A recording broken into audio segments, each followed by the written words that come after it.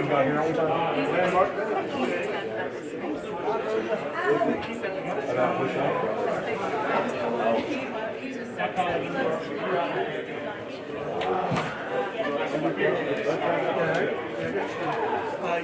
sure? Okay, everybody's got a shirt. Thank you. Not what we need. You're welcome. Thank you. Thank y'all so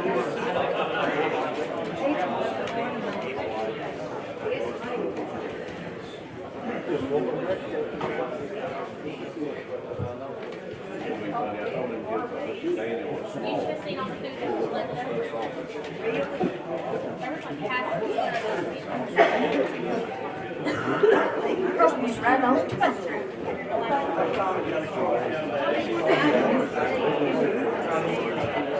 no, it's not. What is the biggest thing you got?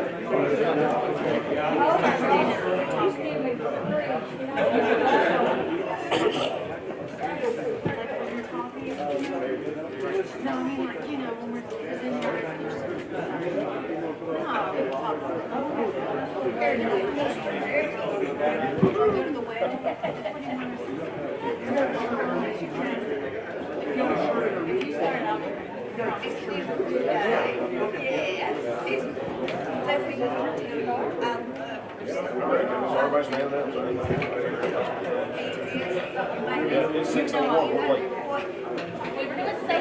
All right, Congress County Commission meeting is now open. Pursuant to adjournment, the Honorable Richard Venable presiding. Thank you, Sheriff Jeff Cassidy. Take this opportunity to welcome you all here tonight.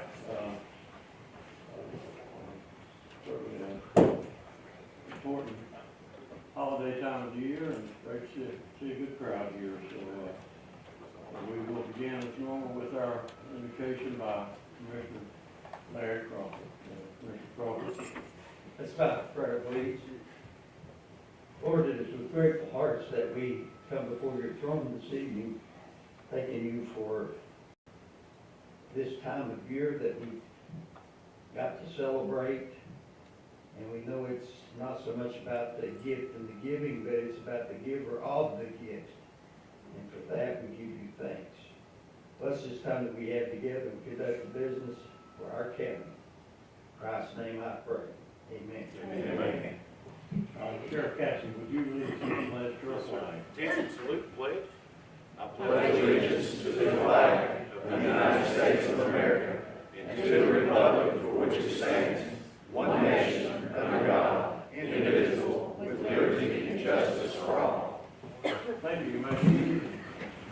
We've got the best volume we've ever had on our way. Thank you.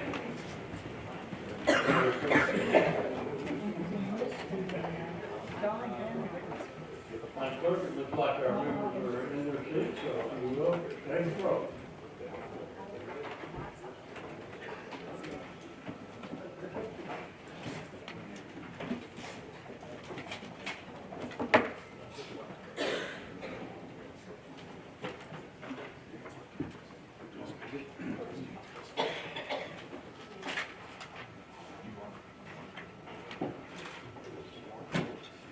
Everyone checked in.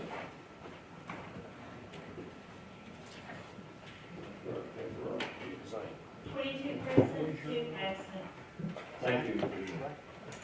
At this time, I would like to take the opportunity to recognize Commissioner Dwight King for a special few words.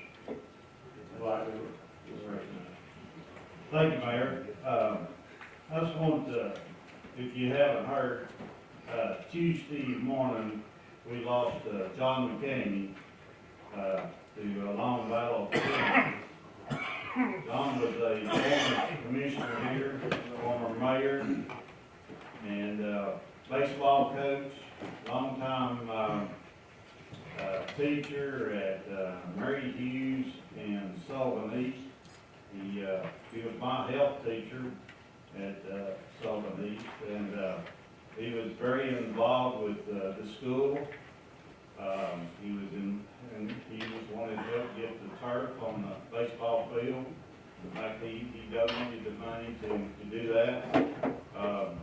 He was very involved in the community at Pine Flats with the Wiltan and Just anything that come up that, needed help or needed, some money, John was always there to help. And, to be, missed in the Piney Flats area and Sullivan County, so, I just wanted you all to, if you hadn't heard, to remember John, and, not gonna have a funeral, but, he wrote his own obituary, which I thought was, a little different, but that was John. He was a very private person, and he didn't want a lot of people to know what he did behind the scenes, but, you know, good person, and, he'll truly be missed in Piney Flats and Sullivan County. Thank you, Lot. Mr. McCamey and I both shared a love of Sullivan County and baseball.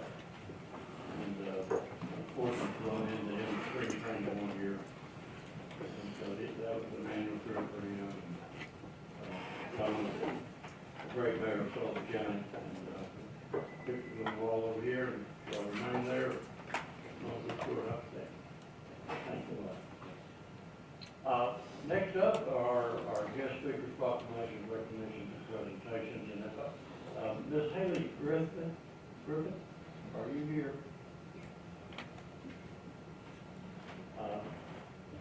Haley Griffin? She's not here. I'm going to go ahead and read the proclamation that I'm going to present to her organization. Proclamation regarding Human Trafficking Awareness Day. Whereas human trafficking occurs when a person is recruited, enticed, targeted, transported, provided, purchased, or obtained through force, fraud, or coercion for the purpose of performing labor, or providing services, or engaging in commercial sex acts. Whereas it is estimated that approximately 27.6 million people are trafficked around the world, and as many as 2,900 in Sullivan County, or in East Tennessee alone. Whereas human trafficking erodes personal safety, dignity, and liberty, as well as the health and safety of communities at large.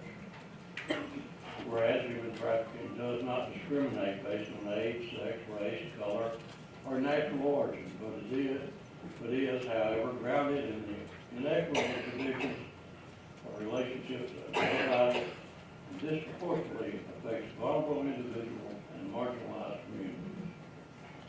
Whereas the need is great to remove the veil of secrecy that allows human trafficking to thrive, disrupt the system it depends on to flourish, and mobilize community support around survivors of human trafficking, and help them as they seek to recover and rebuild their lives. Whereas a unified response by allied professionals, law enforcement, prosecutors, judges, victim service providers, healthcare professionals, volunteers, and others is needed to provide safety, justice, and healing to survivors, hold offenders accountable, and promote the welfare of the community. Whereas the Tennessee Counter-Trafficking Alliance, through the Community Coalition Against Human Trafficking in East Tennessee, exists to educate Tennesseans about the realities and pervasiveness of human trafficking, foster collaborative intervention and prevention efforts, provide comprehensive trauma-informed aftercare services to survivors, and advocate for more proactive legislation. Whereas Human Trafficking Awareness Month and throughout the year, Sullivan County has provided an opportunity to celebrate the collaboration and work that has been done while rededicating ourselves to all that is still left to do, to reflect upon and honor the resilience, perseverance, and courage of survivors, and to urge everyone to recognize that we all have an active part to play in protecting the most vulnerable in our community and ensuring survivors receive care, support, and service they need. Now, therefore, be it resolved that the Mayor of Sullivan County, Tennessee, does hereby proclaim the month of January 2024 as Human Trafficking Awareness Month and January 11, 2024 as Human Trafficking Awareness Day, aligning with the state of Tennessee and the rest of the nation in renewing our pledge to remember victims, survivors, and human trafficking, and reaffirming our commitment to end their exploitation in communities across Sullivan County. Signed this 21st day of December 2023. I will make sure that this gets to Ms. Griffith, and I know you join me in recognizing the detrimental effect of human trafficking on not only our community, but the nation as a whole. It's a real problem, and it's out there, and we see it every day. Ms. Griffith, are you here? Hello. Sorry, I had trouble finding the right room. I'm sorry. If you'll come up, I'll give you a chair. I know you might want to have a few words you want to say. Thank you so much. Happy to present you with this. Thank you. Yeah. Hi, my name is Haley, and I work for the Community Coalition Against Human Trafficking. If you are not aware of our organization and what we do, there are 3 organizations across the state of Tennessee that are commissioned by the governor to provide counter-trafficking services in all 95 counties in Tennessee. So our organization, Community Coalition, we cover Tennessee's 33 easternmost counties to provide counter-trafficking services. We cooperate with law enforcement, TBI, when they do human trafficking stings, and local law enforcement to provide the aftercare services to survivors. So we provide care coordination, case management, free therapeutic services. We also have an emergency shelter and transitional housing program. It is a problem that is prevalent in Tennessee. So this year we've received over 500 referrals for human trafficking survivors in East Tennessee. So it is a problem in our communities, and we really appreciate you all recognizing this month and bringing attention and awareness to this issue. So thank you very much. We appreciate it. Thank you, Ed. Thank you.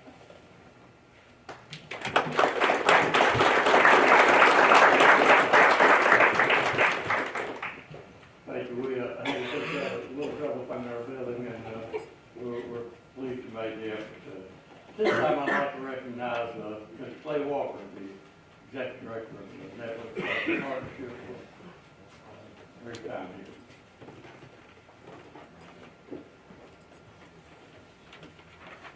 Good evening. I want to take a second just to cross the gifts that you see the theme of the chopping wood, and that's kind of become our mantra this year. It came about a phone call I had with a consultant that we partnered with Tri-Cities Airport to help us better space park.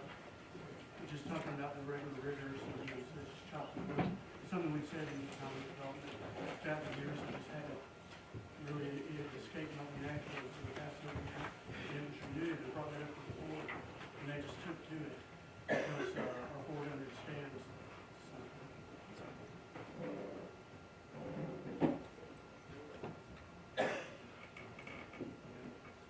But they understand that the regular grind is the pace, and I thought it only appropriate that we could use some of those videos this year, especially, but every year.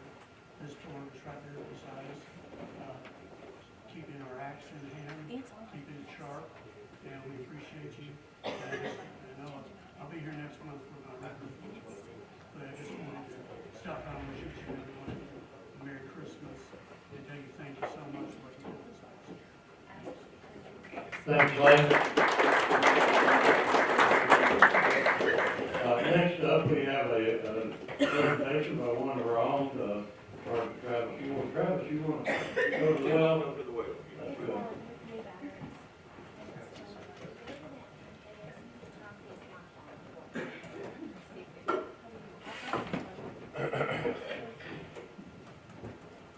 Won't ever get to stand on this Right side to your right now. so I can see everybody. Hopefully the slideshow that we have. It's very rarely that we get to spend money in the county and vote on things as commissioners, and we, hear that? Nope. Still not working? Anyway, that money that was spent. So I think in 2019, early 2020, Sheriff Cassidy and Chief Hartswell came here to ask for money for the pretrial program. Okay, it took a little while to kind of learn our way and get that thing going, but since then, just going to give you some stats of some things that we've done with that. If you look at some of the slides, we make files on a daily basis as people come into the jail. We make 5,180 files on inmates. What we do with those files, we'll take them to judges, and a lot of times I'll sit and talk one-on-one with judges, sessions to criminal, and in that file they'll have a background check, criminal history, everything about the court paperwork and what's going on with them.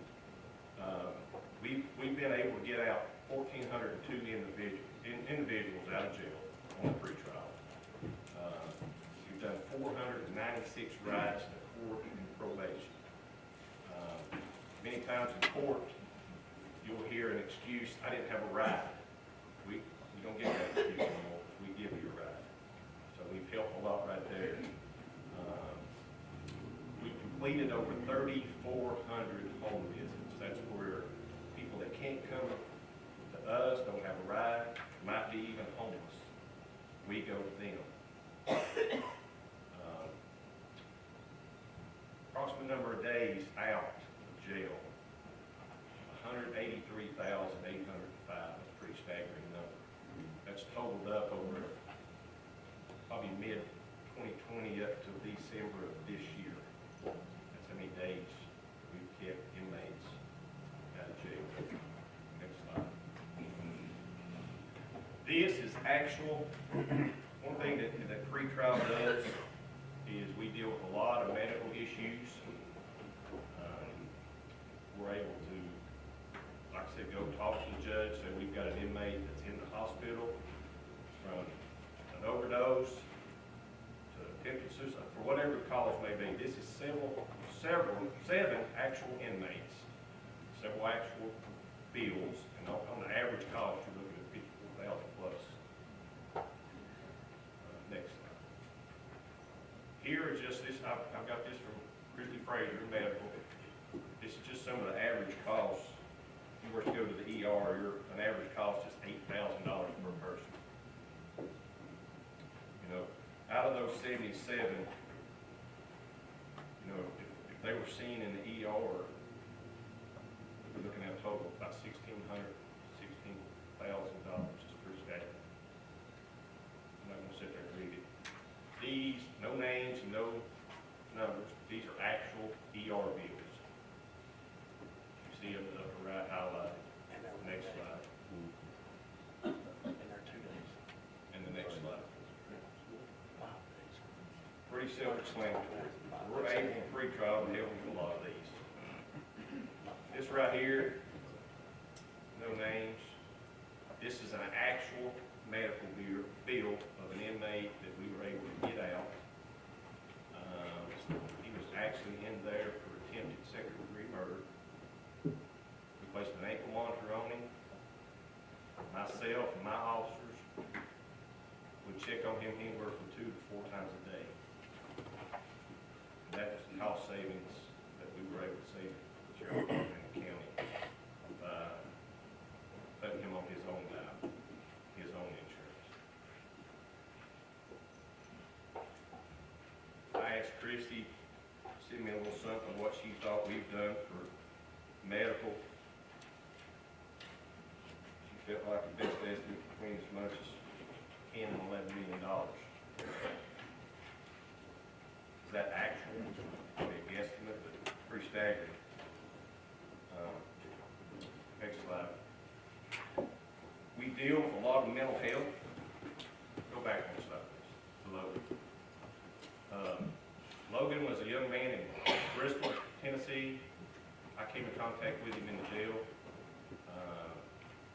Autistic, had some other pretty serious medical issues. He was accused of aggravated assault against his stepdad. He lived with his mother and stepdad in a trailer in Bristol, in Sullivan County. Stepdad didn't like him, had him locked up. We were able to get him out, get him to a facility. He stayed about 3 days, got out again. Went back home, and stepdad got him locked up one more time. We did the same process before we figured it out. Myself, and I've got two officers, Officer Little and Officer Updike over here. We did a home visit. We were able to figure out what the problem was. We were able to give him a social worker. She was able to help us get him to a facility. He only stayed 15 days and was about to be released.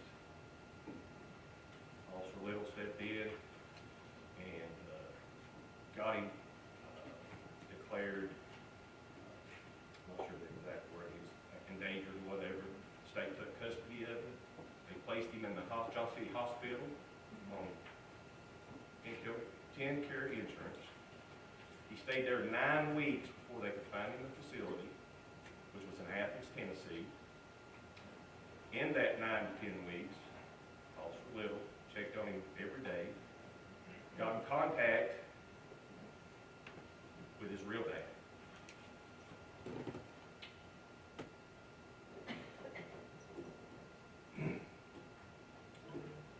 He lives.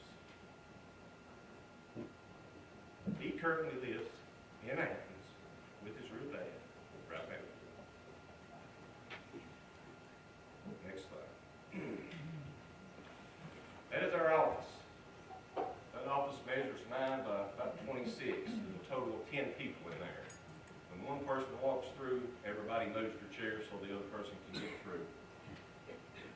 Next slide. That's some average cost to house an inmate. That comes from the federal government, how they come up with that $46 a day.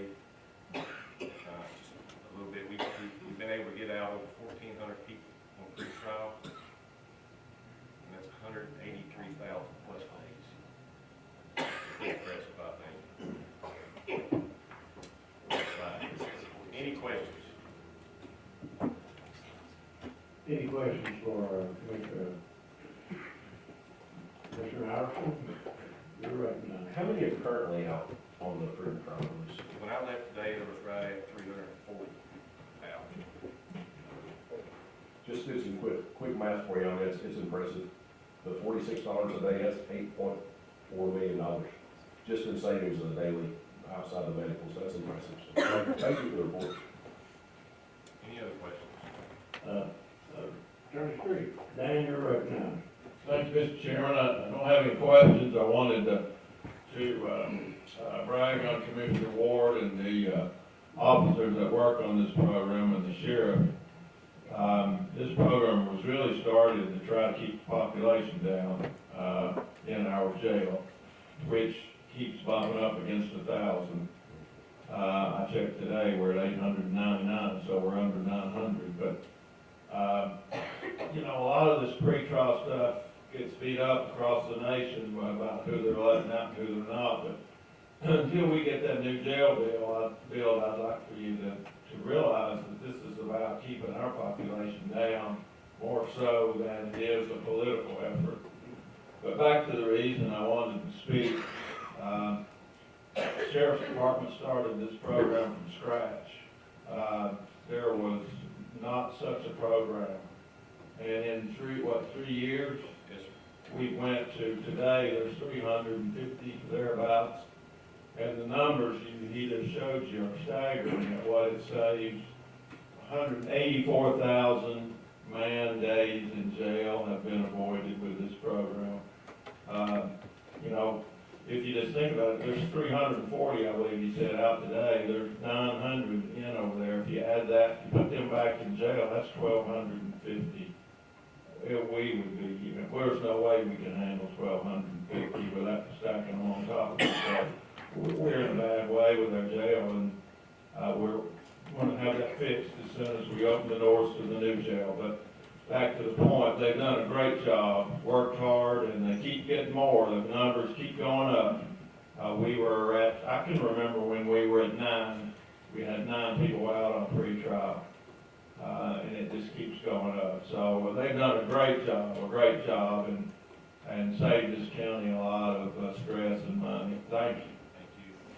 Thank you, Dan. Any other questions? That's my side. You're recognized, sir, Commissioner Glover. Travis, out of the amount of folks that you got over now, how many more do you feel like that you could probably get out on a free trial at this point in time? You know, I see judges daily. Some I see 2 and 3 times a week, and we talk about things that we can do. After the first of the year, I talked with Judge Goodman about a couple things, and Judge Rogers about tackling some of these VOPs that are over there. But there comes a time when politically correct here to be nice, but there's some people that need out of jail that's made a mistake, and there are some people that need to stay in jail. Could we get a few more out? I think so. I think we're working hard every day to get those people out.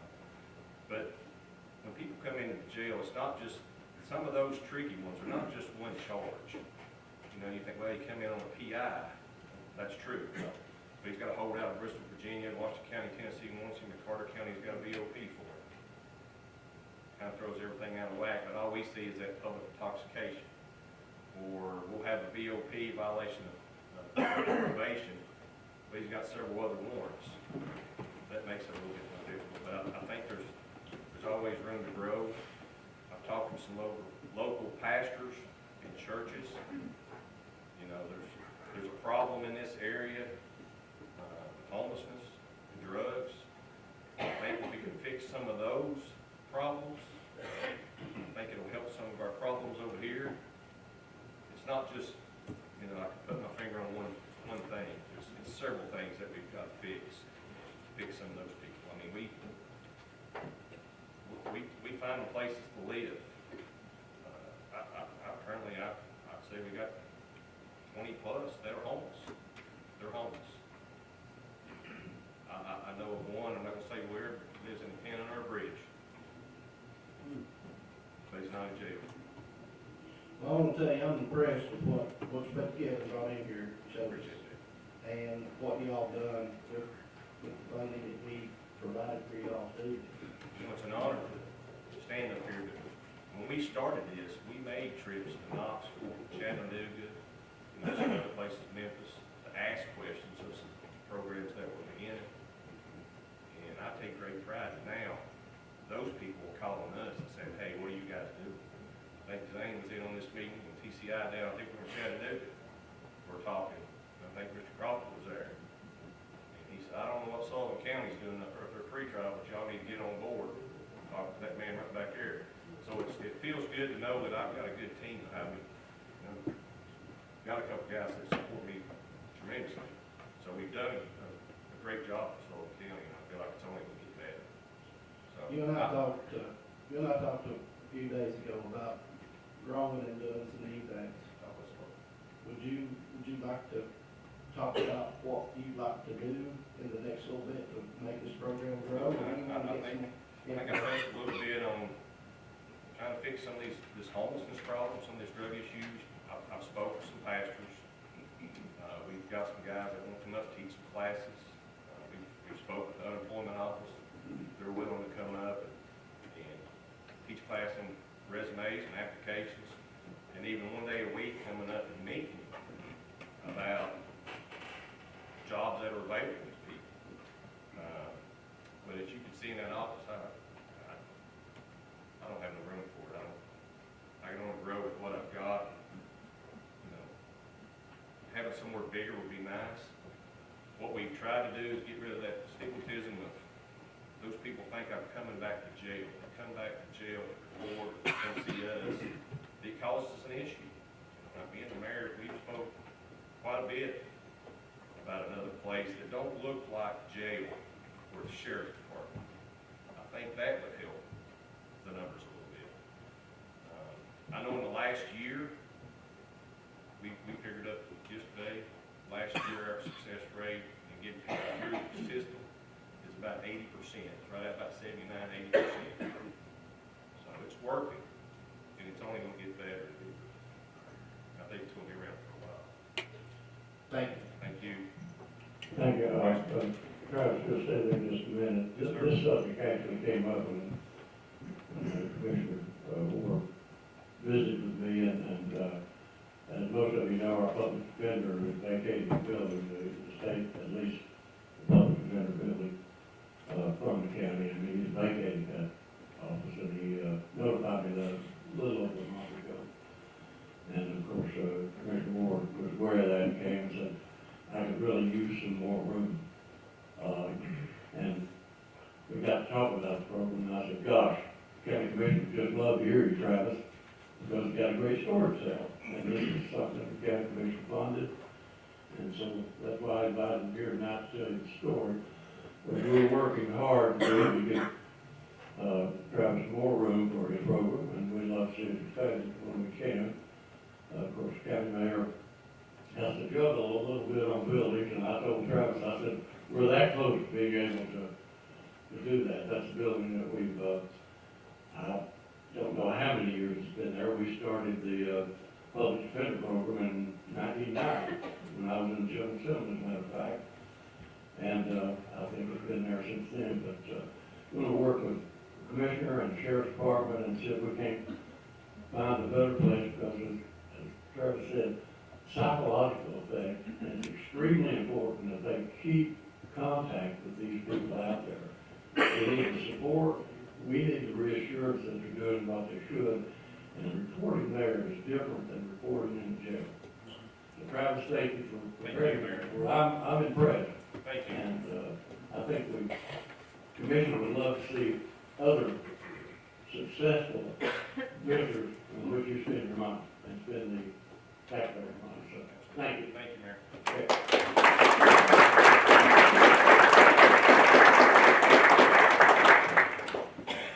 Next up on our agenda is a personal dear friend of mine. Been invited to speak here tonight on one of the items on our agenda. I've known President Halsey for over 40 years. He worked with my wife. We started the first steakhouse 40 years ago in Kingsville. And so, Bud, you come forward.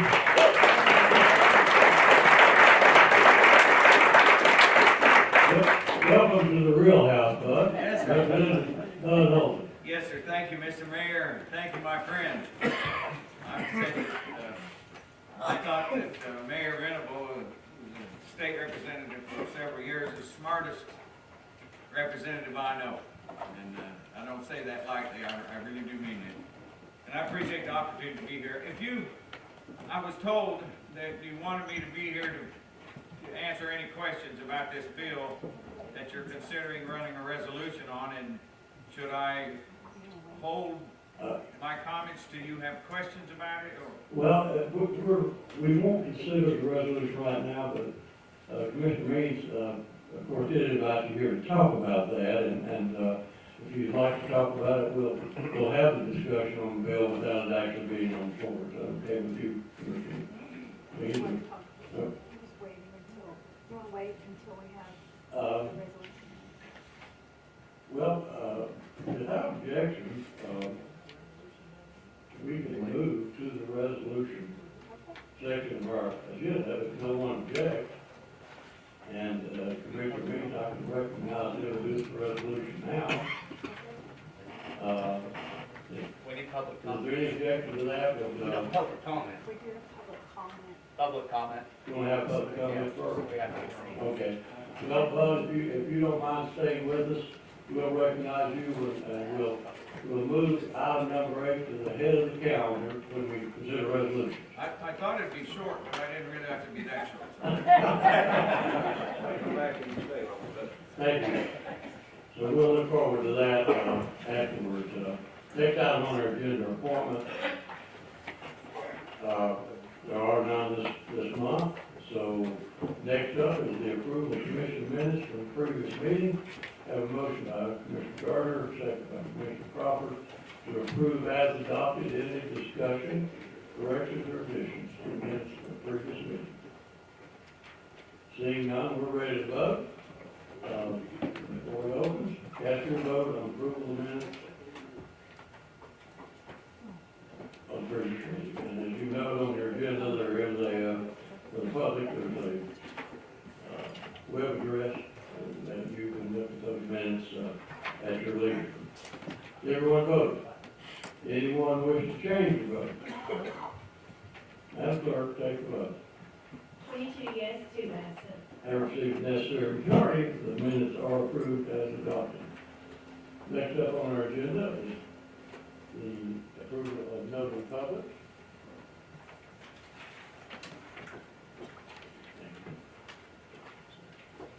So, process is the clerk will read the name of each of the apply fee notary public in Sullivan County, and we'll have a vote on it later. So, Madam Clerk, if you're prepared, please read the name of the applicant for notary public for Sullivan County. Holly Arnold, Deborah Ann Barker, Kenny D. Bays, Jessica N. Blankenship, Angela Blevins, Rebecca Britt Cavell, Josh Campbell, Sarah Carty, Sonia Lynn Clark, Heather Collins, Sherry Lynn Nolan, Elle Gorsuch, Elisa Emery, Brooke S. Jennifer Coffin, Dawn M. Ford, Patricia Susan Gardner, Ashley Renee Glenn, Mary Lynn Grove, Kelly Jean Hoffman, Alexis Madison Horton, Paige M. Jeffers, Heather Mockridge, Madison Kiera Lowe, Janet B. Mullins, Savannah Murray, Amy Necessary, Jerica K. Parker, Jane M. Patrick, Suzanne Shackelford Queen, Charity Thomas, Kelly Elizabeth Thomas, Randy Vance, Christy White, Harry Lewis White Jr. You've heard the list. Are there any objections from members of the commission to any one of those applicants? Seeing none, I have a motion to approve. Mr. Cross, Mr. Cole, Mr. Crawford, second. Any discussion? Seeing none, when the board opens, cast your vote on approval of notary public applications. Everyone voted? Anyone wish to change the vote? Madam Clerk, take the vote. 2 yes, 2 absent. I receive the necessary majority. Notary public applicants are approved. Thank you. The next up on our agenda is public comments, and we're going to recess. We all, Mr. Ross, I believe, Mr. Austin took your job, but we will pay you nevertheless. Thank you. So, I have a list for me, and I would, remind our participants that, we reserve, a maximum of 30 minutes for public comment during our meeting to allow, the commission to hear your opinions, and we ask you, each participant to, not exceed 3 minutes in their comments. We know that's a short time, but be able to allow at least 10 to speak. We ask you to hold it to 3, and I will, we're not real strict on that. And if you need 4, we'll probably go there. If you need 5, and you're making a point, we're gonna go there. So, anyway, if I give you a little list, that you will wrap up and be respectful of the time. So, we're recessed. So the first person signed up tonight, Joey Taylor. Ms. Taylor, if you'll give us your name and address for our electronic record, you're recognized for 3 minutes. My name is Joey Taylor. I live at 2273 Poplar Ridge Court. That's just off of Poplar Ridge Road in Pine Flats, off of 11E. Thank you. Some time ago, we reached out to Herschel Glover because we were having a traffic speeding problem in our neighborhood. And we discussed the possibility of having speed bumps put into the neighborhood. Herschel gave us a petition. I think we had about 12 folks, neighbors sign it. And I would like to say that the reason why I'm here is I work from home and my office faces the street. So I have a unique perspective from the traffic that goes up and down the road each day. So each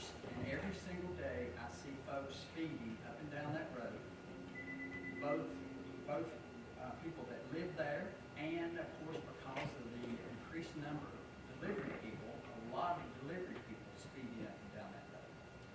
We have several folks that live in the neighborhood that walk their pets during the day, both in the winter and the summer, and a lot of families that have small children. And myself, I have went out several times and asked people to slow down. It's just a cul-de-sac, so folks go up the hill, and when they turn around, my wife fusses at me because I will walk out to the street, flag people down, and ask them to slow down. So for my safety, so I don't get killed by somebody, we would ask that we have speed bumps put into that neighborhood, please. You don't have any questions? We generally don't, just the commission doesn't, we like to hear your opinion, and commission has a comment, we'll accept that, but generally, we're Mr. Glover,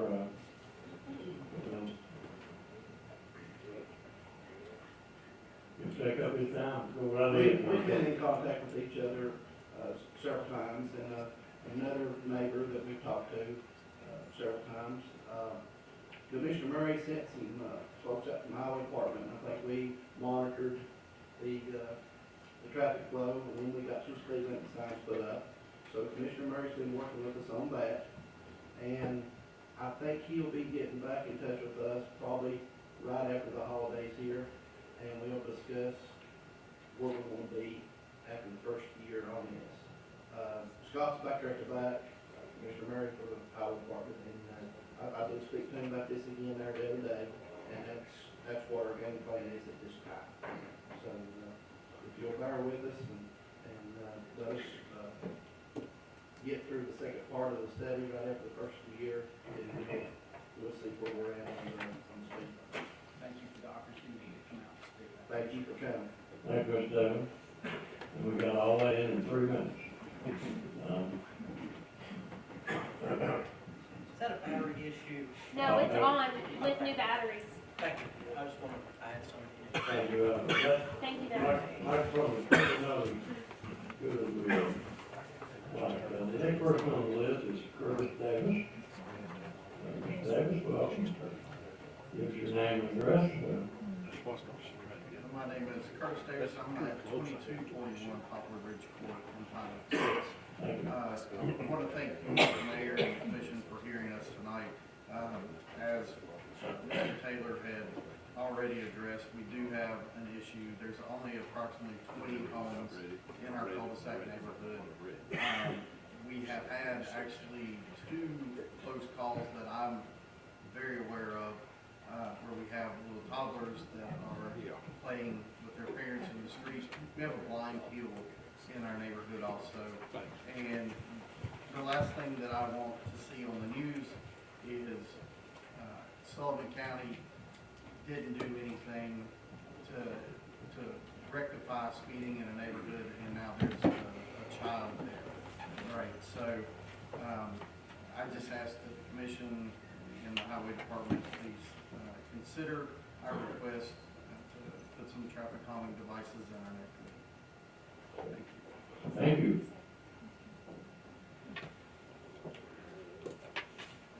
Next up, Karen Bracken. Welcome, Ms. Bracken. Name and address, please. Thank you. My name is Karen Bracken, 309 Brookwood Drive in Bristol, Tennessee. And I'm here tonight to ask the commissioners of the Sullivan County Commission to vote approval of Resolution 2023-12-07. It's the same resolution that Representative Mosley is going to speak on. And basically that resolution is just asking our Tennessee Assembly to approve HB 726, which is a bill that will establish 5 different pathways in which we can invoke nullification. And I'd just like to take a minute to read a quote by one of our founding fathers, Thomas Jefferson, who was one of several founding fathers that was in support of nullification. The several states who formed that instrument, meaning our Constitution, being sovereign and independent, have the unquestionable right to judge of its infraction, and that a nullification by those sovereignties of all unauthorized acts done under color of that instrument, again the Constitution, is the rightful remedy. Nullification is not only a state right, it is also a state duty and responsibility. Thank you. Thank you.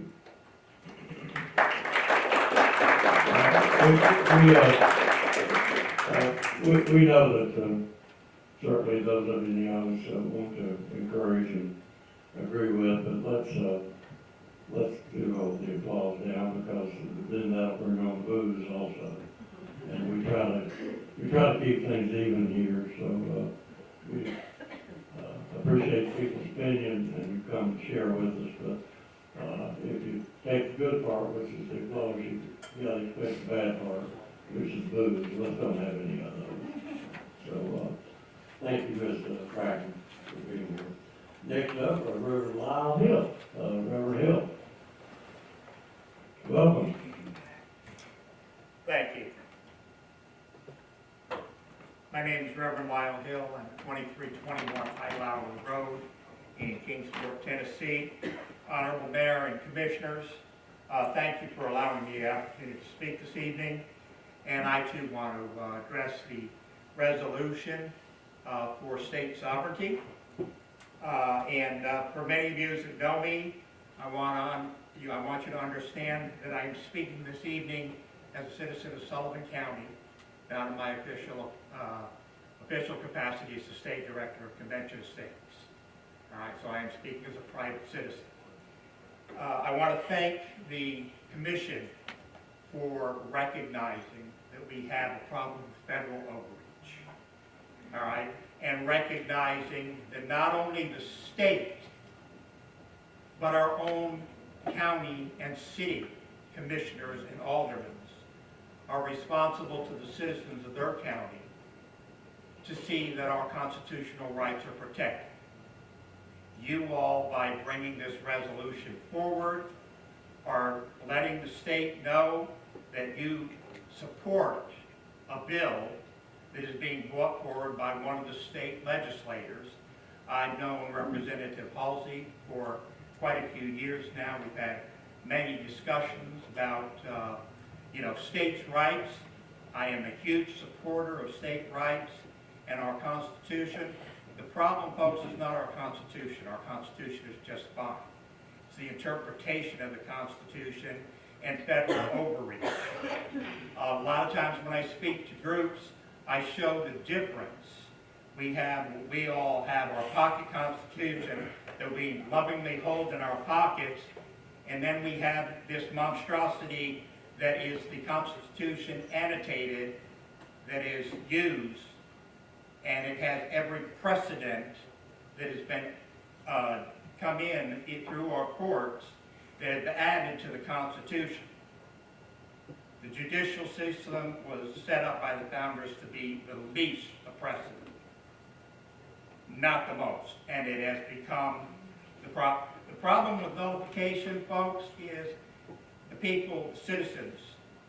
You need to get behind your representatives in the state and in the county and let people know and let the federal government know we're going to be behind our mayor and our county commissioners, our state representatives, and our sheriff. And when you come into this county and you try to do something that is against the Constitution and non-constitutional, I am going to respectfully ask you to wait outside until I can get my sheriff there, because I elected him. So, thank you for recognizing this evening, and I ask you to take consideration, look at all the pros and cons. I understand nullification is a very controversial subject, all right? But we as the citizens, if we get behind you all, and I think you'll have many people that will be, you'll be on good ground. So I ask you to consider it carefully. Thank you. Thank you, Reverend. Wow. Hill, I'm sorry. Next up is Miriam Thompson. Miriam, did I butcher your first name? You said it very accurately, thank you. If you will give us your name and address. I'm Miriam Thompson. I live at 128 Ashford Drive, Bristol, Tennessee. And I apologize for the mask, but I recently got over COVID and I have lingering cough, so it's an abundance of caution. I'm here today to support a resolution 2023-12-07 asking the Tennessee General Assembly to support the nullification of unconstitutional federal actions and overreach and restore our state's sovereignty. I remember standing here almost 8 years ago to address this assembly regarding this exact same issue. A few months earlier, Obergefell versus Hodges had been passed by the Supreme Court, requiring states to recognize same-sex marriage in direct violation of our state constitution. At the time, I referenced our forefathers, who were reluctant to sign the U.S. Constitution, fearing that one day the federal government would grow so big and so powerful that it would usurp their right to govern themselves. So they added to the Constitution the 10th Amendment, which says, the power is not delegated to the United States by the Constitution, nor prohibited by it to the states, are reserved to the states respectively or to the people. Our forefathers had personal, painful experience with tyrannical government. And so, through the 10th Amendment, they gave us the pathway to prevent a tyrannical federal government from subverting the will of the people and their elected representatives. This assembly passed that resolution that night, and I'm asking you to pass this one today. The need for a clear process for nullification has become even greater. In the last few years, our legislature has fought and is still fighting battles to keep men out of women's bathrooms, to free our state of federal education dollars, to keep abortion out of our state, and even to define marriage according to our own state constitution. Our forefathers knew that we cannot be a democratic republic if the will of the states can be reversed by unconstitutional decisions made at the federal level. Please pass Resolution 2023-12-07. Thank you. Thank you.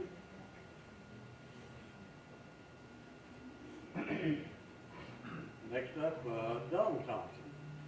Mr. Thompson, you're recognized. I am Dr. Donald Thompson. I also live at 128 Ashwood Drive in Bristol, Tennessee. Mr. Mayor, Commissioners, I have served in the United States Air Force for 27 years on active duty. I retired about 13 years ago as a colonel. I have served in Afghanistan and Iraq. I also support the resolution 2023-12-7 addressing federal overreach and state sovereignty. On 9/11/2001, I was driving into the Air Force Academy past the B-52 when the aircraft that were hijacked by terrorists struck the World Trade Center. I said to myself, life has changed forever. Less than 1 year later, I was one of the first that was standing up the United States Northern Command across town in Colorado Springs that was committed to protecting the United States homeland under direction of the President. Our greatest challenge operating within the United States was the fine line of who's in charge. According to the U.S. Constitution, the United States has limited federal power and broad state powers. The governor of each state owns the National Guard under Title 32. These National Guard forces, usually mobilized by the governor due to natural disasters, can perform law enforcement functions. Active duty federal troops cannot perform law enforcement duties within the United States. When National Guard troops are federalized by the President under Title 10, they are no longer able to perform law enforcement duties. This is confusing. It was confusing to us at U.S. Northern Command. The commander of U.S. Northern Command took these limitations very seriously We war gamed these relationships, these command relationships, what was legal and what was not legal often. I am confident that the commander today of U.S. Northern Command continues to follow the command relationships that were developed in the first few years of U.S. Northern Command. If we have some time, I could go into detail about that relationship, but another time. Mr. Mayor, I do not have the same confidence that those in federal leadership roles today share the same respect for our Constitution. Recent history shows just the opposite in the areas of education of our children, of caring for the needy in our communities, and frankly, rules and regulations affecting almost every aspect of our lives. We, the people, consent to be governed by our federal government in accordance with the Constitution of the United States. Mr. Mayor, I suggest that we need to push back gently but firmly against unconstitutional federal overreach. I urge the commissioners to support this process at our state legislative level. Thank you. Thank you, sir. Thank you, sir. That completes our list of public comments requests. I want to thank each participant for certainly making a good presentation and staying within time limit. So at this point, having completed the list, we will declare the public comment recess closed, and we will get on with the rest of our agenda. Thank you for being here tonight. Next up is consent agenda. We have a motion on Commissioner Gardner to approve the consent agenda, second by Commissioner Locke. Items 3, 4, 5, 7, and 9 are on the consent agenda tonight. Does any member wish to bump any resolution from the consent agenda before we vote? Requires a unanimous vote for passage, as you probably know. So, we have a motion and discussion. Seeing none, we're ready to vote. Before we open, cast your vote for approval of the consent agenda for December 21st, 2023.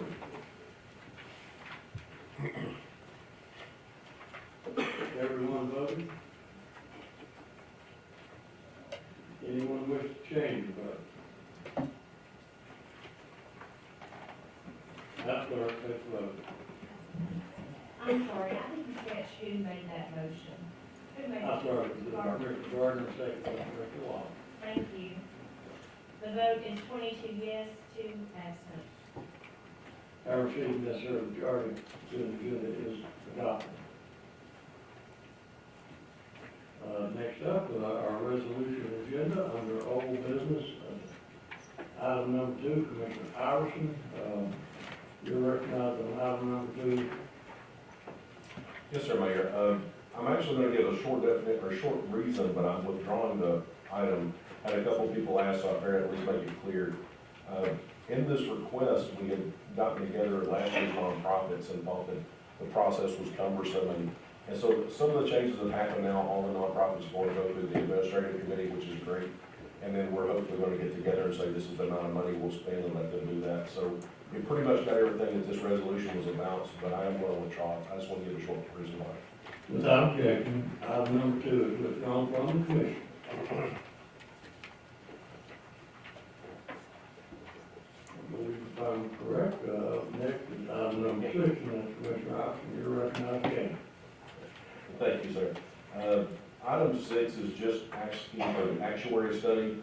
Then we talked about it last meeting and at the work session, so just renewing the request. It's a waiver of rules. I believe we got it in there on there, but if it doesn't say it is waiver of rules. The grand total price is $590, so there's not a lot to that. For the explanation, Commissioner Iverson moves the needed introduction and topic of item number 6, second by Commissioner Tittle. New business, requires 16 votes for passage. Properly moved and second. Any discussion? Seeing none, Mr. Carter, you're recognized. I understand the reasoning for this bill, but I'll be voting no on it because I don't believe that the founding fathers intended for politicians to be eligible for retirement. Thank you. Thank you. Any further discussion, questions for us, Bob?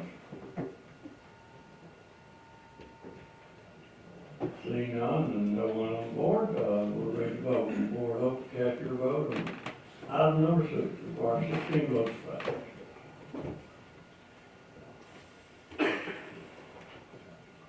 Everyone voted?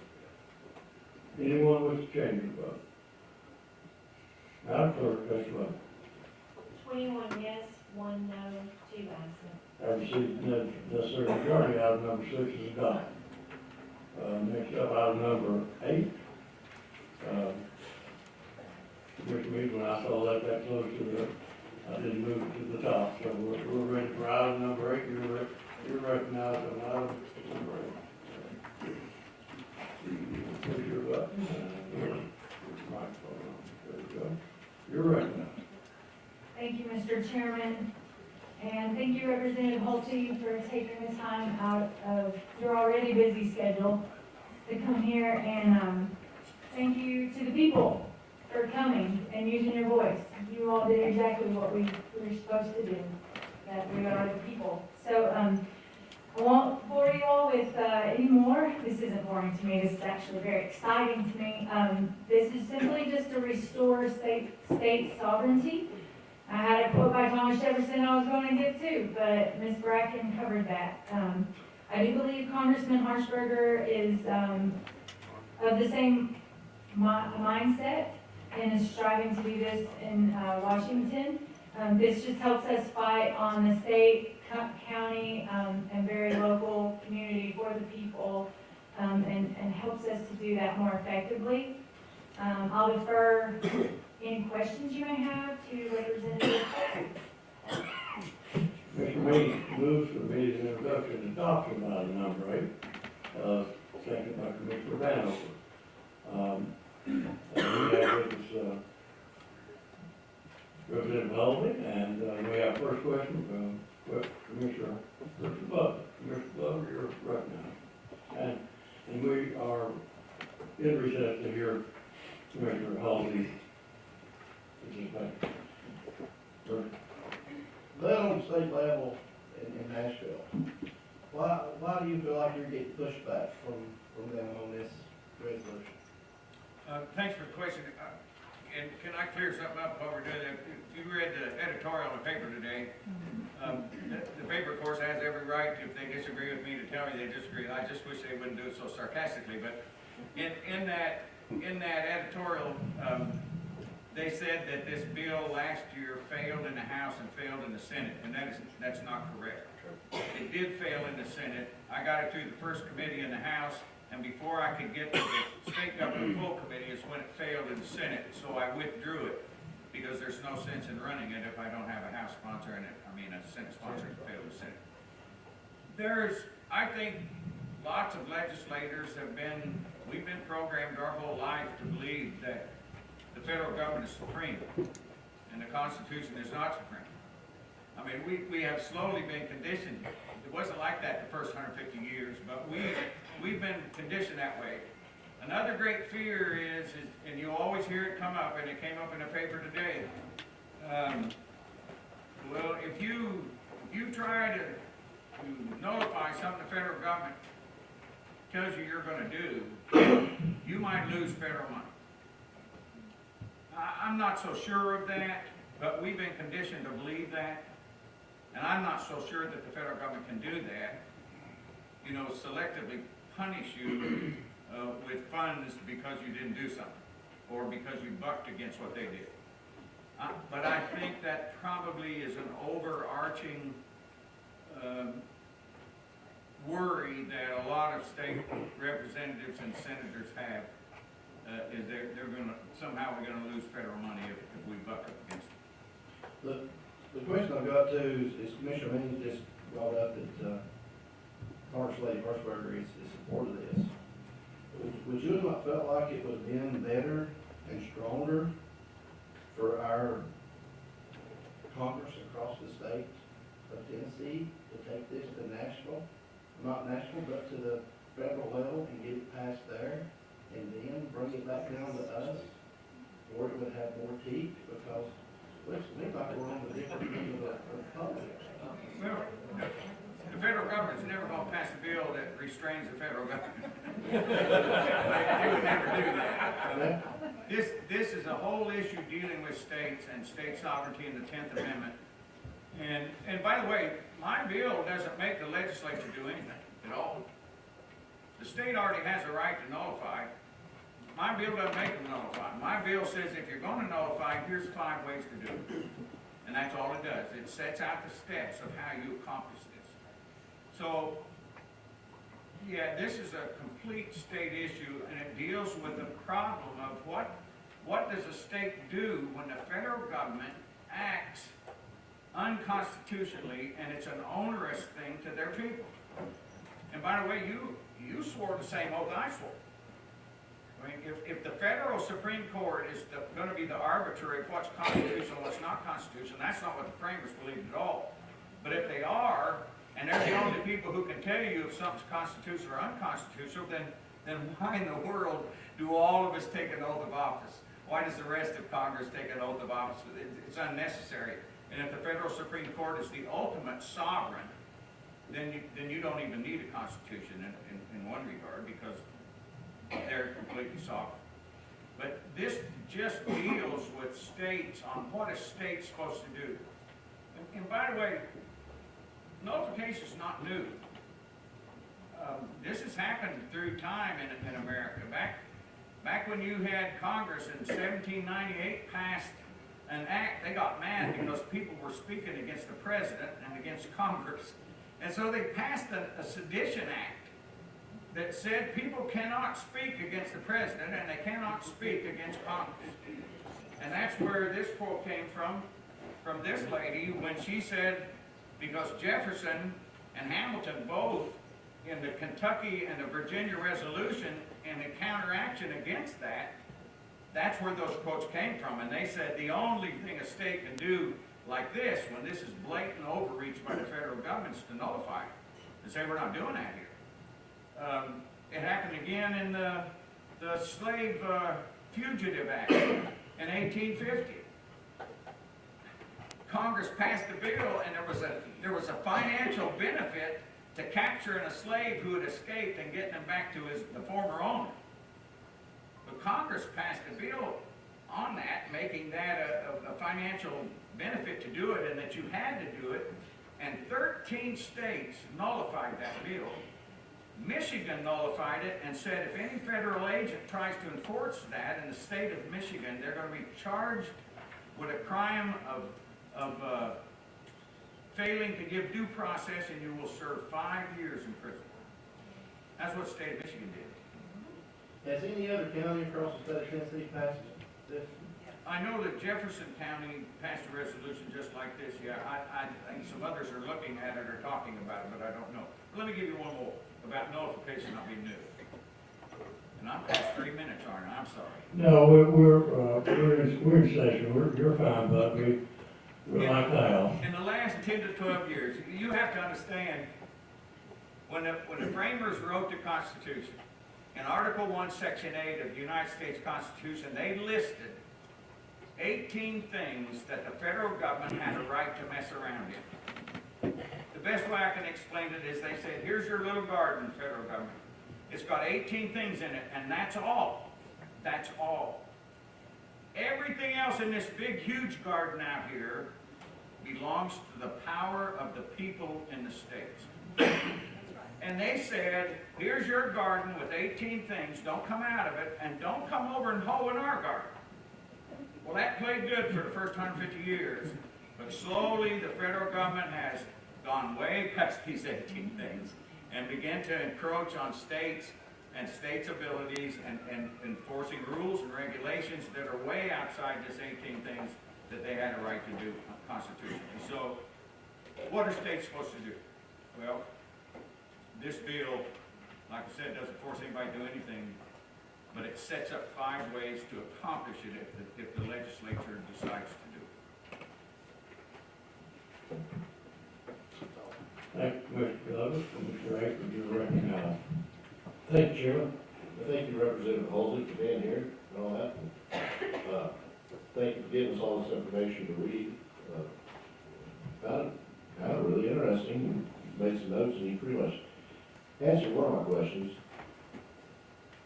If I'm not mistaken, I mean, all we're here is to say we support Bud Holsey. And everything. One of our own Sullivan County people that are elected by the people to do the work of the people at the state in Nashville and everything. We're not voting to do anything other than that, so he can have some, hopefully come to do, in January, and February, have his bill heard. It's got to go through committees and all that. It does lay out 5 ways, like you mentioned, I'd mark up some of those, of what could happen. And like Representative Holsey knows, it may get through some committees, and it may get changed through a little bit. But, I'm a staunch supporter of the president, a staunch supporter of letting representatives be heard. I have no problem with this. I mean, this is just saying, hey, bud, go do your work in Nashville and everything. And help the citizens of Sullivan County, Tennessee. So, thank you. Commissioner Iverson. Just want to say thank you, Bud. I really appreciate what you're doing, and I like the fact that putting a process in, I think, is important, so I thank you for that. And I'd like to get as it goes on. Thank you. Commissioner Carr, you're recognized. Thank you, Mr. Chairman. Bud, I appreciate you for being here. Zane and Jessica, I appreciate you guys for running this, having the courage to run it. I wanted to take a minute, if I may, to respond to a couple of the smears that were written about Representative Holsey in a couple of the hit pieces that came out in the press. I thought they did him very unfair.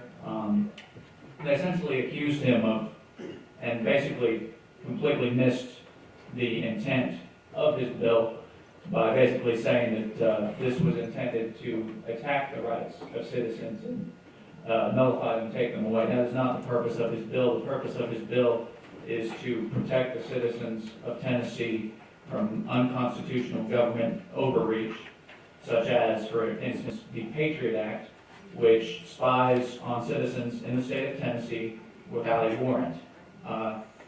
Second of all, I wanted to address the notion that nullification is somehow unpatriotic, or that it's this antiquated thing that isn't practiced anymore. Nullification is essentially being practiced today by Democrats, actually. If you look at several cities across the country, there are these sanctuary cities where Democrats basically say, the mayors say, if someone is here in our country illegally, we're not going to enforce federal immigration law. That's essentially nullification. You can also look at states like California, Colorado, even neighboring Virginia, where marijuana has been legalized.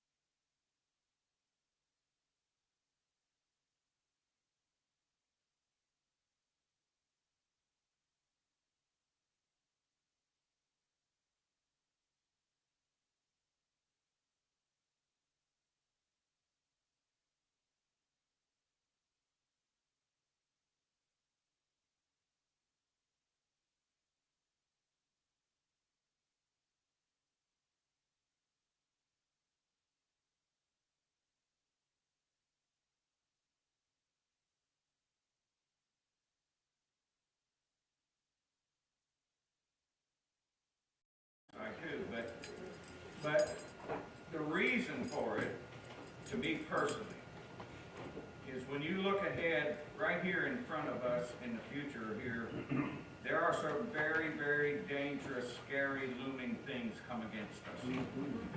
And when you look at the president who has a right constitution, by the way, let me say this, the paper intimated that if you didn't like it, we could just nullify it. That is not the case at all. You can't nullify law that is constitutional. You have to obey it, okay? You can't nullify that. This bill doesn't deal with it. But there are some things in the future. For example, does the president have a right to sign treaties? Yes, he does. That's given to him by the Constitution. The Senate is supposed to ratify or approve that by 2/3 vote. But half of the treaties being written now, I can't find where the Senate has ever agreed with any of them. Some of these treaties are very scary. And if you look at them, and you look at the power that will be given to the World Health Organization or international health rules or the World Economic Forum, what are we going to do when we lose our sovereignty and our personal sovereignty to a treaty that trumps the Constitution? Those are scary things. And so we need to have in place, in my opinion, a mechanism where we can preserve Tennessee's right to liberty and the right to sovereignty. Thank you, Bud. Commissioner Locke, you're recognized.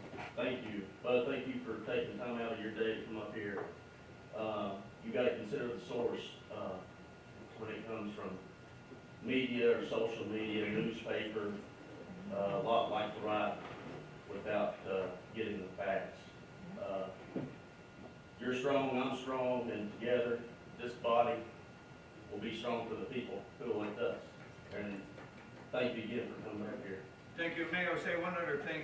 The paper said that I asked you to run this resolution, and all of you sitting here know that is not true. I have not asked one of you to do this. You're exactly right. Only commissioners have the authority. I don't have the authority to run a resolution, Bud.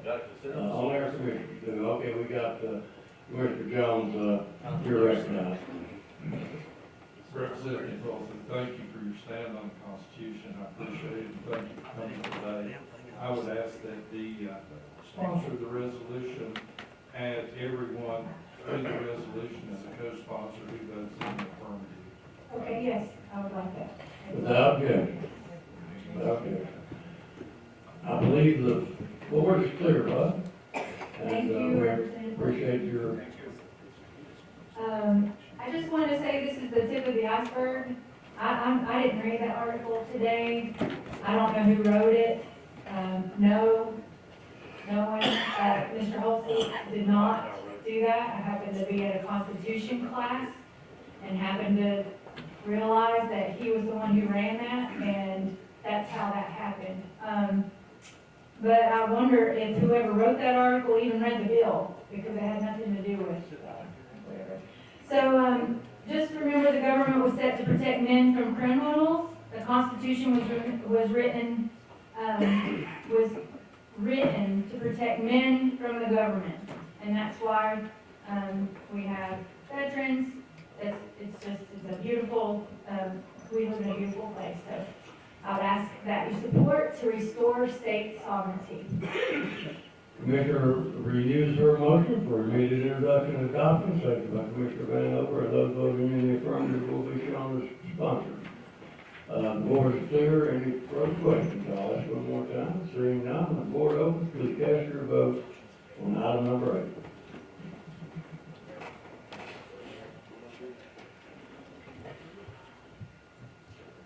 8. Has everyone voted? Does anyone wish to change their vote? Madam Clerk, take vote. 22 yes, 2 absent. Having received necessary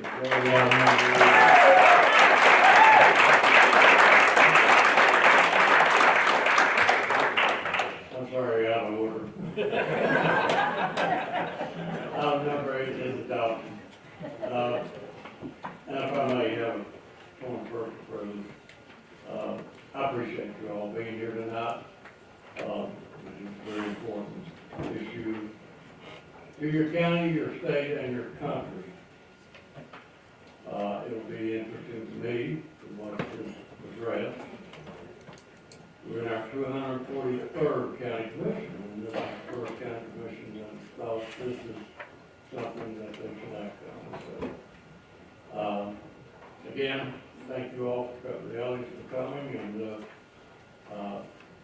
we've got a couple more resolutions. If you'd like to stay with us and see the sausage being made, you're welcome to be here. But if you're not, I will excuse you if you'd like to leave. We'll give you a couple minutes to leave if you'd like. I see, look forward to so, well, I'll give you an opportunity.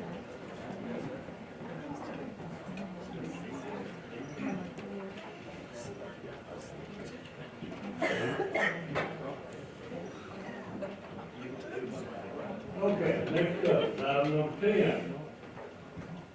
Mr. Gardner, you're recognized on item number 10. Thank you, Mayor. I wish to run item number 10 on waiver of rules. Item number 10, resolution simply approves contract between the clerk's office and the Kentucky, Virginia, and Tennessee Food Service organization for sidewalk space at Food City on Eastern Road, allowing 24/7 access for registration renewals. If there's no objection, I renew my motion on item number 10. Mr. Burns moves the meeting introduction adoption of item number 10, to second by Commissioner Locke. If I may, Commissioner Cowton wishes to be added as a co-sponsor, and anyone that would like to be a co-sponsor, because in the Kingsport area that frequencies of Food City. I can't hear you, but the mic's not on, but Commissioner Raker, you're recognized. Thank you, Chairman. I just really want to say, I know the one that's been in Bristol now for a year. Oh, since May, I know I tried to use it. A lot of people have used it, but I got a lot of good feedback on it and everything, so I'm glad to see how it's going forward for some more. Yeah, you're recognized. There is a little bit of an adjustment period. People have to get used to the fact that, you know, if it's a year that they are supposed to get the mail, of course they can't use the kiosk, and, you know, they'll call in and say, this didn't work, you know, this is not working. But, there are certain tags that you have to show, credentials to obtain, and those are not able to be renewed. But just, you know, any other tag is, and as people learn that and understand it, I think that they will, have a better view of it. But I've got a lot of good feedback on it. And the deal with this one in Kingsport, we have had a kiosk down there for about a year. It's inside, and it's an older kiosk. And it was put there to kind of test the waters. And I'm going to replace it with a new one, a 24-hour outside one, that people will have 24-hour access to. Best thing since sliced burgers. And I should know that comment. Chair, I understand that. Any other discussion on item number 10? Anyone voting in the affirmative, I'm happy to have them as a co-sponsor. Without objection, all those voting in affirmative will be listed as co-sponsors. Renew my motion. Seeing the board is clear, when the board opens, cast your vote for item number 10. It requires 16 votes for passage. Everyone voted. Did you want to change the vote? Madam Clerk, next vote. 22 yes, 2 absent. I received that sort of majority. Item number 10 is adopted. And just one person, whoever's on my part, I was in Bristol when the clerk had the opening of that, and it is quite amazing. It's so easy and so simple. And there's no way, there's no anything. So I congratulate her on spreading these throughout the county for our citizens. And county commission supporting her in doing that. Okay, next up, item number 11. Commissioner Sullivan, you're recognized on item number 11. Thank you, Mr. Chairman. This resolution is to cover the cost. We've had a failure with the boiler in our correctional facility. It provides heat for the jail and for the sheriff's office. This is, currently, we've got a rental boiler in place at a cost of $20,000 a month. That's the reason why we're running this on the waiver of rules, so we can get the boiler ordered in. And it's non-repairable. This boiler is 30 years old. A couple questions have come up. Will this boiler be used when the addition to the jail is open? And the answer is yes. It will still be providing heat to the sheriff's offices, along with the existing jail, which we'll be using parts of. We do have Mr. Kennedy with us, the sheriff, and Chief Hartswell, if anyone has any technical questions on this, does not exceed $350,000.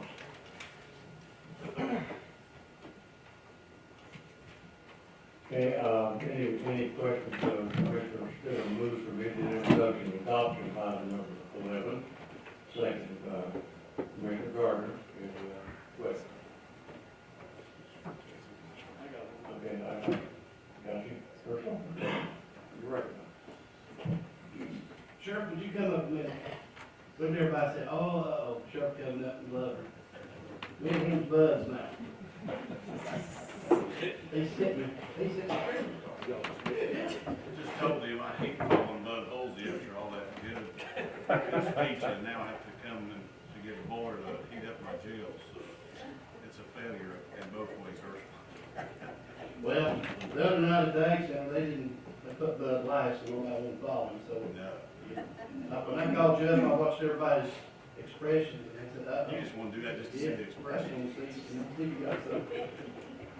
Sheriff, let me ask you a question. Yes, sir. A while back, a couple of years, we approved a resolution for you for a shooting range for $1 million. Yes, sir. Okay. On this particular boiler, we've got $350,000 on there, up to. Would you consider using that money for the shooting range to put this boiler system in case the overrun of $350,000? I don't see how they're gonna do this for $350,000. Yeah, and I was asked that earlier. I want to work in the spirit of cooperation with you all. And I told a lot of y'all that wasn't here for the work session. Thank you so much for the pay increase. Where last time I spoke to you, I was 28 short, 6 short. Now I've got 5 people interviewing the first of the year. So everything y'all done is tremendous. Hate to be up here needing something else, but every time I zig, the sheriff's office zags. And but I think my biggest concern is we are borrowing a facility right now, and I've been in talks with somebody that's willing to share and do an MOU with this memorandum of understanding to share a range, but it's still going to cost money. My biggest concern is we have, required by the state Peace Officer Standard Training Commission, day fire, night fire, shotgun, AR-15, pistol, all those qualifications that keep my officers certified. And tomorrow, Waste Management can tell us to get off the facility, get tired of seeing us. I mean, and that's my biggest concern, because where are we going to go now? And we do have some talks with Robin Warner, who's grading off over here at 394. They're going to put 25 lanes in, 5 rifle, 25 pistol. Of course, it is going to cost money. So that ARPA fund that we did put back for the firing range, I talked to him over the last couple of weeks about that this boiler even for us. So, how far down the road are you looking at for that to be good to go? It'll be a while. Okay. This is an opportunity here to use that. If that $350,000 exceeds, that means you can use that money. You wouldn't have to come back to us and ask for anything to add to it. The shooting range money's gonna be down the road. I would like to ask Mr. Bailey if there was a problem using that and giving you the right to use that. Of course, it was already put in, and then when we do the new budget, we can put that money back in there for you and not have to take this out of the general fund at this point in time. Yes, sir. I think that sounds fine. Mr. Bailey, could you comment on this one? I believe that I answered someone else in that to say, you're buying this on an emergency basis. And to comply with the federal guidelines that we're spending ARPA money, that would be somewhat questionable. I'd have to go back to the purchasing and confirm that. My feeling is that would be very questionable. There might be some other ways you can do this, but to purely use that money and say you can tonight, I feel like that I would say, no, you don't use that tonight. You may use it in some other ways, but not to do an emergency purchase, because they're very strict about how you have to go about purchasing. And this would be an emergency purchase. There's not bidding involved. There's not time. Really, the thing you need to do tonight is get on with proving, getting this thing in place, because you gotta have heat, and we'll have to figure out how to finish funding it later. But would there be any problem with you to, if you needed that extra money, to use that instead of coming back and asking for more to get this done? Well, if it's questionable, like Larry said, I mean, like I I mean, said, it is questionable, but it could be this is something an later. emergency, because we're spending $20,000 a month just to have this part-time replacement. You know, just to be a steward, good steward of the taxpaying money. I really, you know, I'll do what the commission so desires, but, you know, first and foremost, ARPA has a lot of different stipulations and guidelines behind it, and that's why I checked on the firing range a couple of years ago. They said that we could use that for the training and certification of our officers, so. But you feel like this 350 is going to cover what you need? Yes, sir. Mike usually does those numbers really good. And, even if it's fluffed just a little bit, it's just so we don't have to come back and ask for more money. So, do I think 350 is going to cover us based off of where we're at right now? Yes. Now, as you know, the holidays are coming up. The lead time for this new replacement was 3 weeks, 3 to 4 weeks. There could be something that comes up that gives us pushback on that. If it does, then it may not be. I did put a little bit in there to get us another month of a rental if need be, so we'll get up to 350. Do I hope that we can do 350? Absolutely. But again, holidays, lead times, it could change. There you go.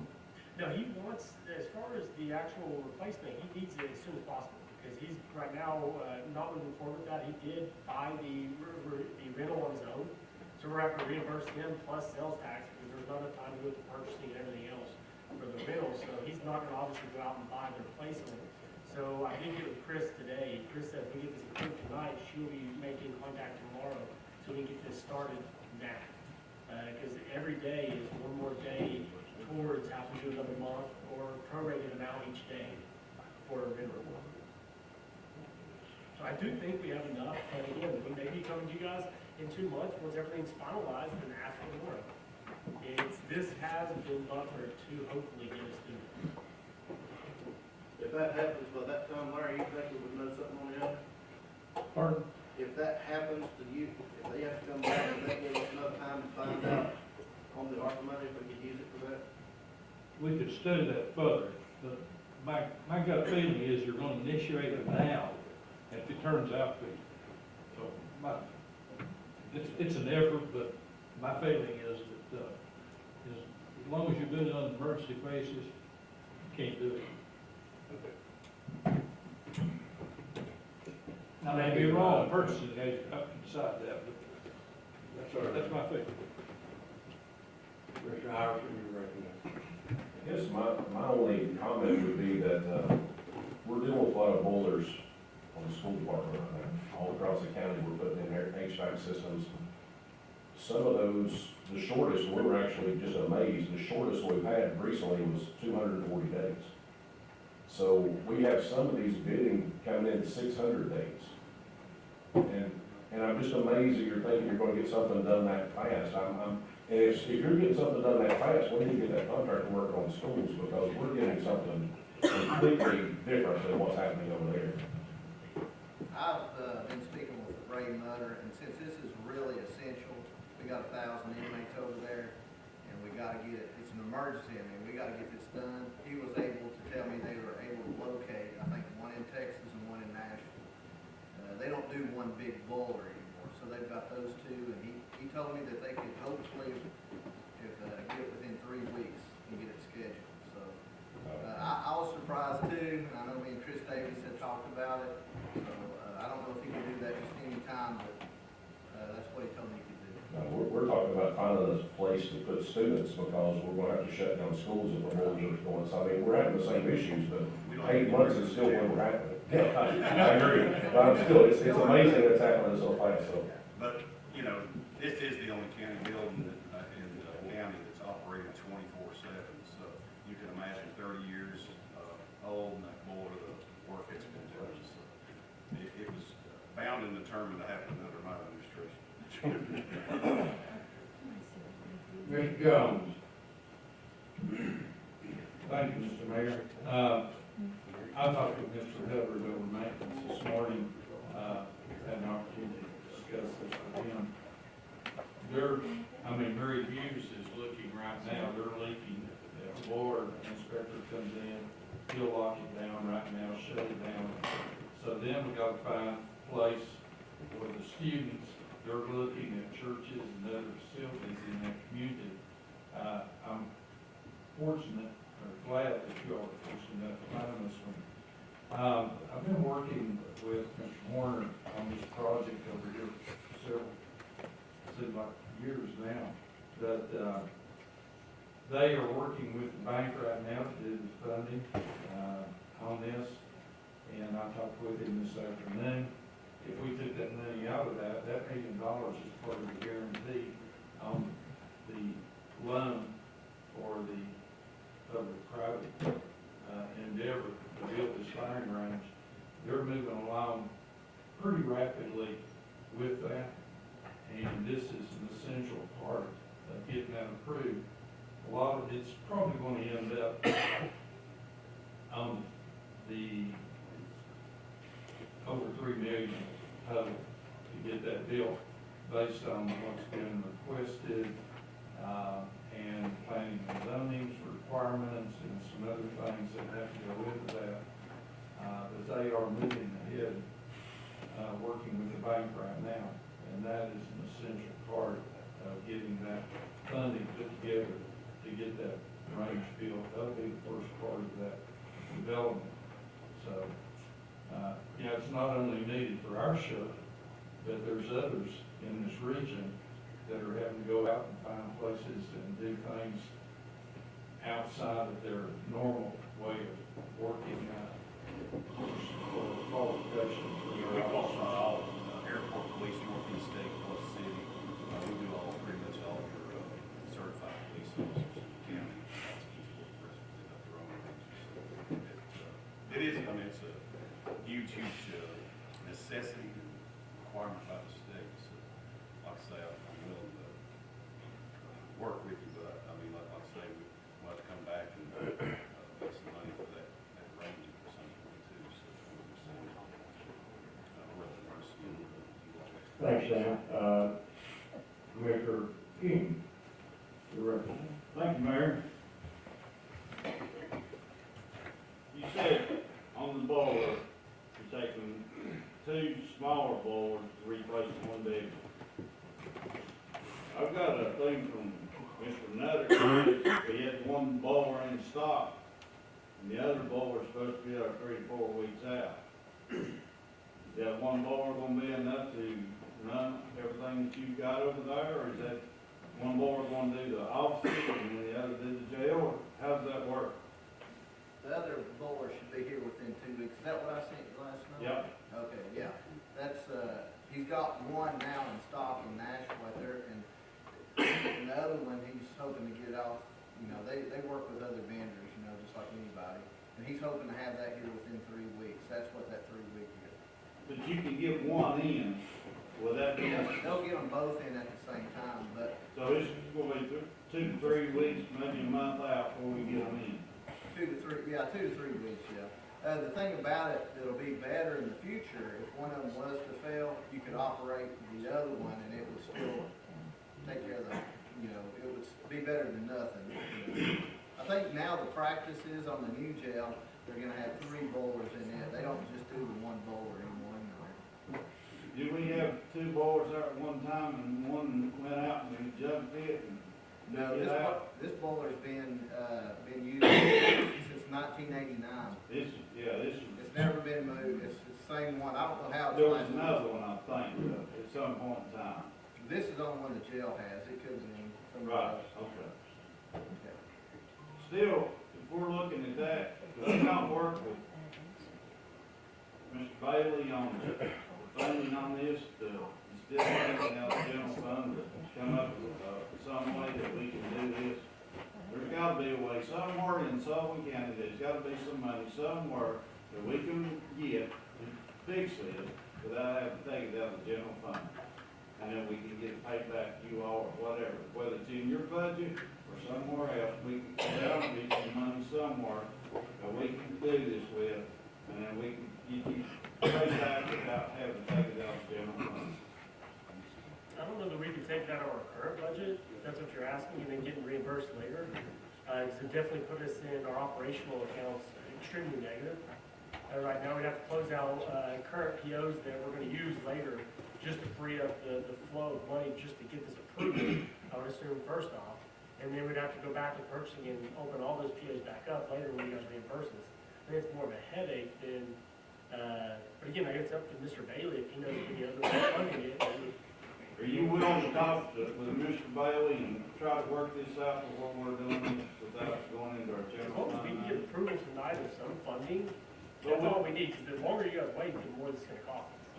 Well, I think it's, this body will approve doing the work, it's just a matter of how we're going to fund it. That's the only thing, and we're going to pay for it. Sullivan County's not going to leave the jail without heating.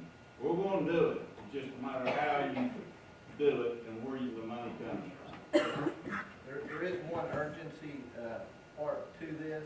He did tell me, you know, that one sitting out there, if somebody does get it, we'll have to wait until they build another one of that, of that size. So if we don't get some type of answer, I can't tell him to go ahead and work on, securing it until we get approval to buy it. That's what the urgency is. If we wait about 2 more weeks, it might not be available, and then that might put us out, that 200 and some days that, Commissioner Iverson was talking about, and that would cost us, we would have to be paying $20,000 a month, at least till May, till it warmed up outside, to heat the building. So that's probably my only concern as far as waiting, you know. But I can't tell him yes until you all say yes. right, so you could go over there tomorrow and say, we want this, and we can get it. Only if you all approve it, of course. We have to have that approval from you all first. I can't tell him to secure it. I don't know. You know, he's not gonna do it on good faith. I understand that. I'm not asking to do that. I'm just trying to figure out how we can fund this without going, you know. I mean, your fund balance is for emergency purchases. I agree with And this that. is exactly what a fund balance is for. I agree with you You guys have 100%. fund balance as well, so. But it seems like every time we turn around, we're dipping into that fund balance, and at some point in time, you know, when that fund balance is low enough, then we're gonna be in problems. That's what I'm concerned about. Well, not only overcrowding, but that's. And I'm not accusing you all, it's the whole county. Yeah, I understand why, and like I say, We're the that's whole a, county. you know, overcrowding was a lot of the percentages why we need a new jail, but the deterioration of the current facility is another percentage of, hey, this is why we need a new jail, that you all graciously approved. So, I mean, it's just one of those things that, I mean, it's the only county building that's operating 24/7, and you've got people that are vandalizing, tearing sinks up, tearing toilets up. I mean, it's just, you know, it's constant maintenance. All I'm asking is, will you work with? We're gonna try to figure it out. That's all I'm asking. Let's go. Let's go. I'm done. Commissioner Crawford, you're right now. Thank you, Mayor. So we're counting if we approve this tonight, within 3 weeks, we should have the boilers on premise, is that correct? That's what Mr. Mutter, from my, looking at his email, yes, they should be What here. is the expected time at that point for installation? On the number of guys. They were able to get it in that night, which the temperature dropped down to 62, so they got that temporary boiler in from Roanoke, drove it down here, and they spent about probably 16 hours on the install of that. It's just basically, they'll just tear the old one out, and and put the new one in. They could probably do it in a couple of days, I'm sure. So a couple of days it could be installed, and Yeah. we wouldn't be out another $20,000. Yeah, that's why that's our concern. We don't wanna go another month. I think we're kinda getting, in all honesty, I think we're getting ripped off, but there's nothing we can do about it, cause. Well, here again, it's an emergency, Yeah. and we realize that people over there need heat. And I think it's the I'm only afraid thing, Fox News is- regardless of where the money comes from, and I'm concerned about that too. But we gotta get that taken care of. And it's our fiduciary responsibility to see that that's taken care of, and then come back and get the money. Okay, Commissioner Locke, you're recognized.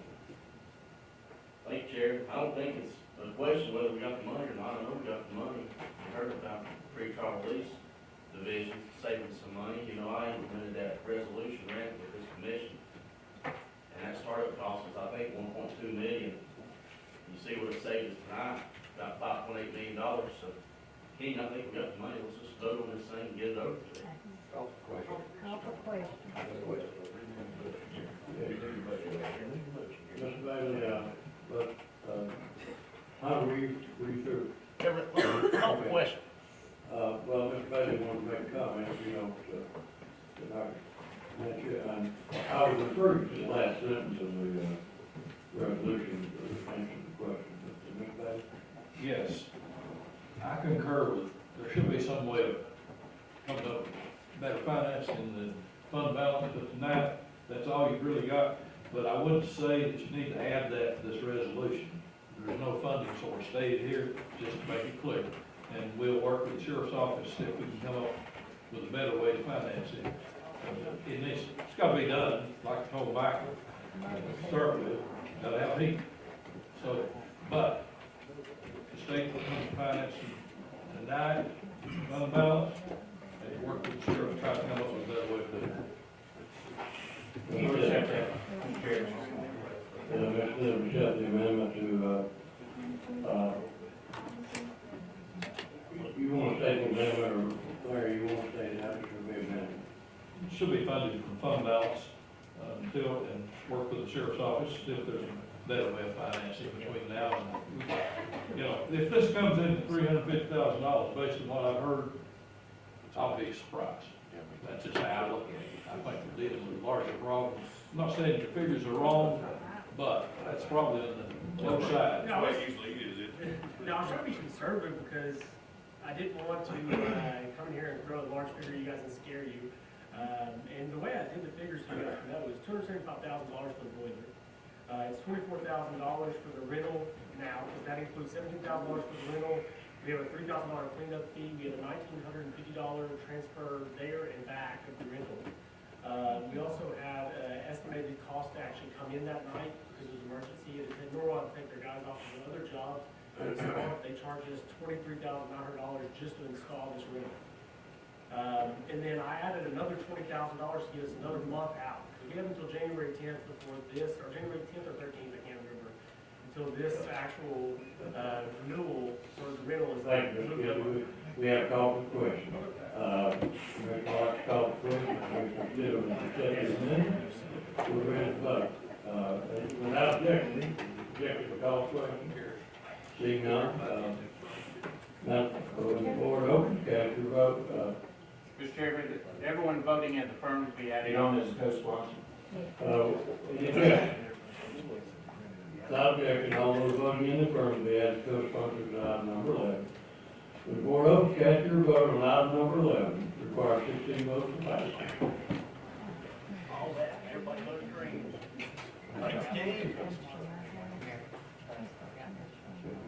Everyone voted. Anyone wish to state about that? Madam Clerk, take a vote. 22 yes, 2 no. Item 11 is adopted as amended. I think Commissioner thought that was coming out of his pocket. That completes our resolution agenda. Do we have any members with any announcements of interest to the commission? Yeah, I got some. Hey, Hunter. Hey, King! I got what I wanted. You heard what Mr. Button, we're gonna work on it. Hey, that's I got right. what I want. You know how we paid for that tonight? By the free trial release program. There you go. There you go. I love it. Motion to adjourn.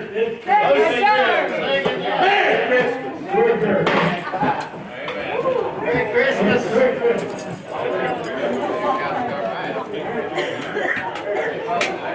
Marcus, Mexican. I gotta find out. I just took my granddaughter to the emergency room, so I'm not sure what's going on yet. Huh? I'll get you, I'll get the beer. Well, I made the mystery in the worst way. About 50 stories. I'm sorry, Jessica, the baby. Hell, I'm just gonna get up and wait.